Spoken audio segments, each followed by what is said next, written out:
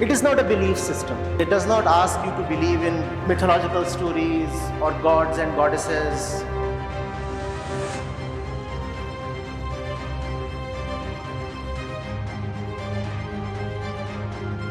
Entire Vedanta can be condensed into this one question. Who is the one searching for happiness? Who is the one always dissatisfied? Who is the one competing and hustling so hard? Knowing that as a result of your investigation, as a result of your inquiry, you find you have power, you have choice. What is the choice? Do I want to remain that one?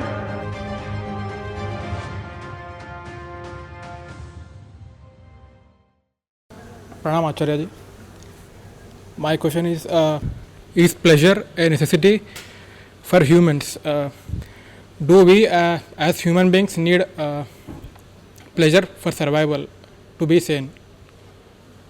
Thank you. The question is pleasure a necessity? Do we human beings actually require pleasure for survival? What is pleasure, first of all? See, we all operate at a certain level of the mind. Call it the level of consciousness. Right? You can take that as our current potential level. This is where we stand. And our potentiality is huge, tremendous. So you stand here and your potentiality is huge. Now what will happen when you connect these 2 points of differing potentials? What happens when you connect 2 points having potential difference? There is a flow. It could be the flow of water or the flow of electrons. Let's say electrons, current. This flow is called pleasure. This flow is called pleasure. Something is happening. Something is happening. I was at this level. I have been connected to something at this level. And so there is a flow. And I am hopeful. I'm liking the experience. Something is happening. Are you getting it? Now, this is the right kind of pleasure.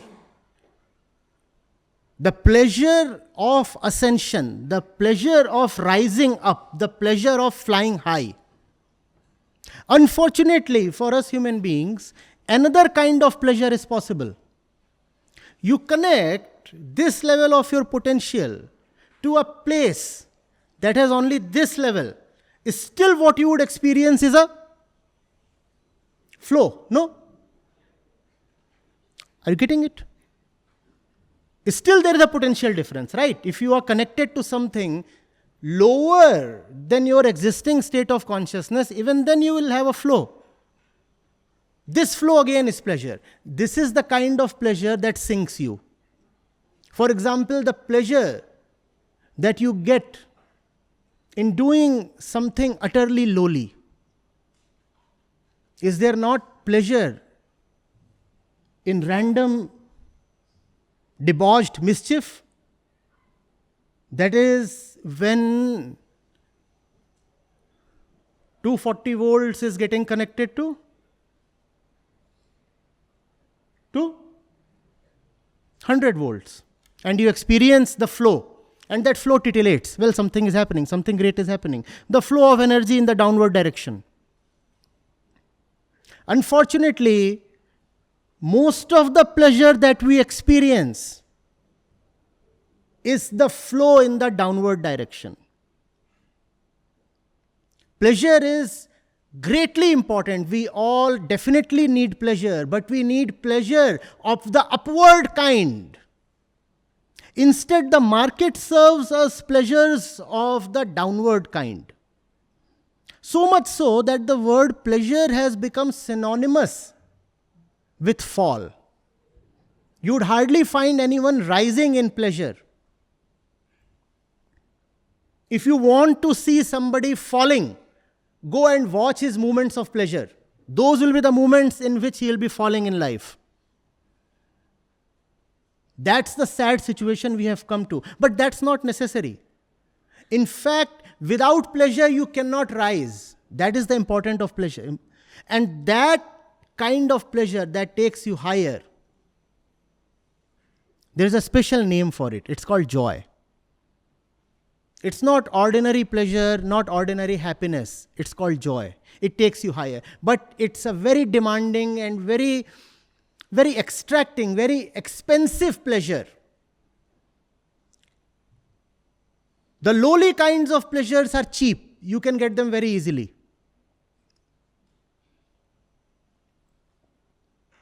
Go get drunk. Go fall in a brothel. And those lowly pleasures will be very easily available to you.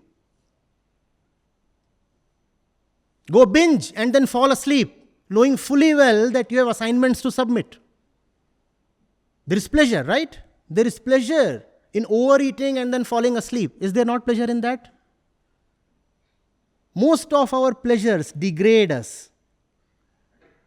But equally, Vedanta tells you that without pleasure you cannot live.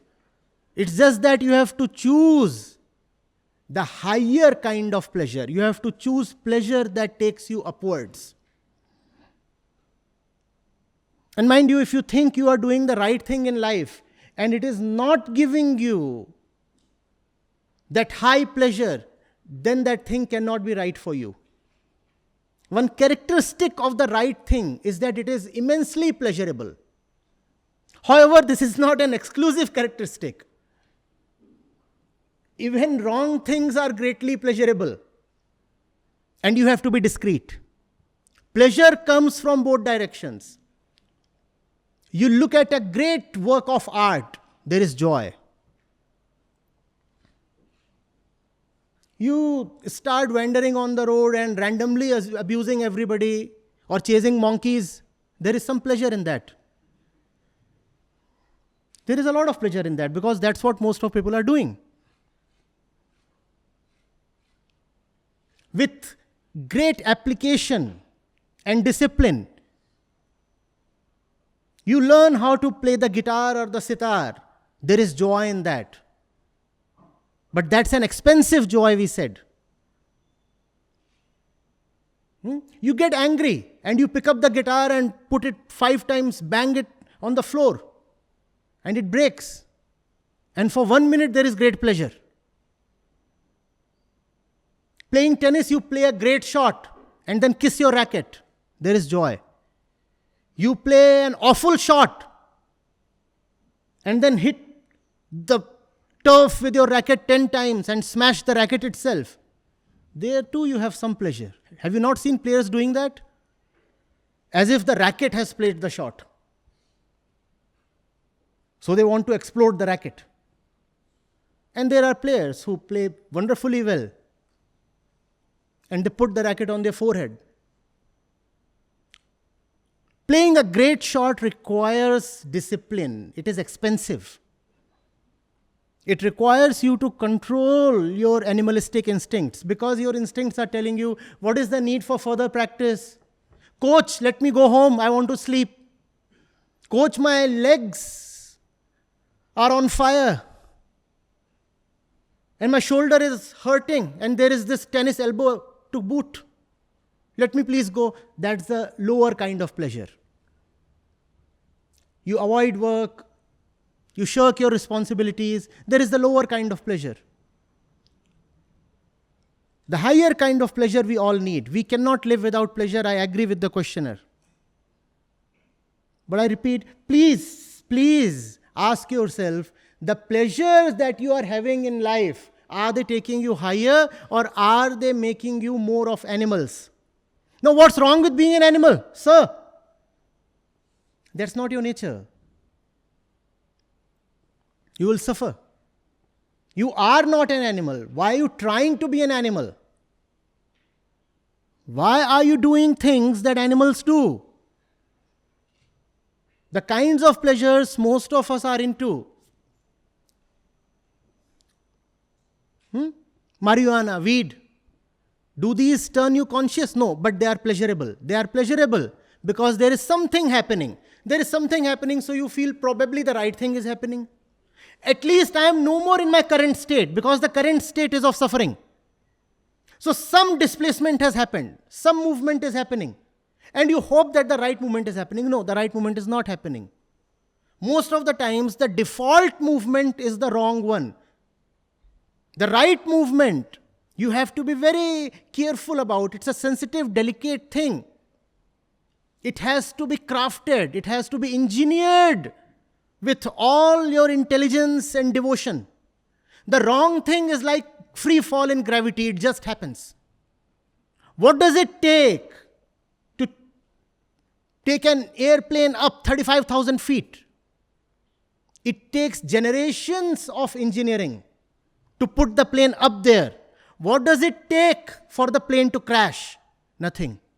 One drunk pilot and the plane is gone.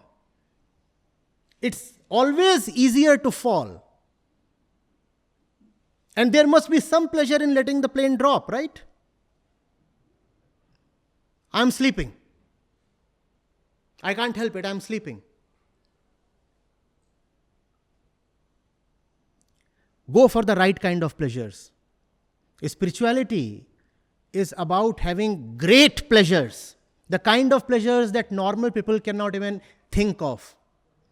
Do not think that the spiritual person leads a boring or dull or dead life. No. The really spiritual person is drunk on pleasure. You cannot imagine his state of inner euphoria. He is ecstatic on something that is totally unavailable to the commons. Are you getting it? So kindly don't be so serious. Even I am not. It's just that one happens to appear serious. Are you getting it? Huh? Joy is for the real human being, for the real adult. Cheap pleasures are for kids.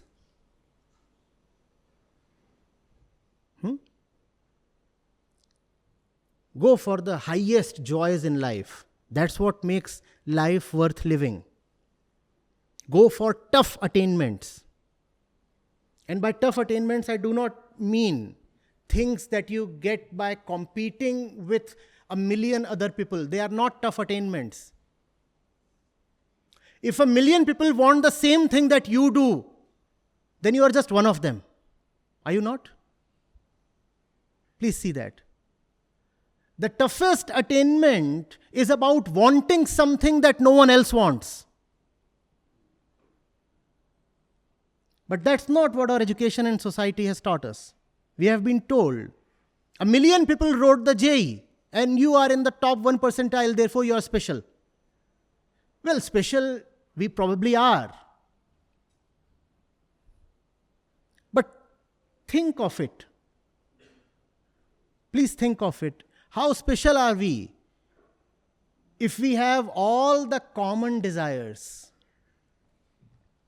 The one who did not get selected desired to get selected. The one who got selected desired to get selected. The desire is just the same, so where is the difference? Can you desire something that transcends commonness? Can you question the common desire itself and ask it, why am I obliged to fulfill you? You rascal, you petty desire, why should I invest my time, my life, my energy in fulfilling you? Did your desires take your permission to arise? Please, go into the process of desire. Do desires come with your consent, your permission? No, desires just arise. And once they arise, you are a slave to them. Normal human tendency. Once the desire arises, we become a slave to them. It's just that we say, oh, these are my desires. How are these your desires when you never desired them? Do we desire our desires? No, they just come. And where do they come from? They come from influences, they come from conditioning, and they arise from the bodily configuration. And once they arise, we act as if we own them. We say, oh, this is my desire. And then we run after those desires. And 1,000 others are running after the same desires. And if we succeed in the competition, we say we are special. No, we are not. Can you question desire itself? And when you question desire itself, then you learn the right desire. And the right desire is very, very rare. And that's where joy is. That's where the highest pleasure is.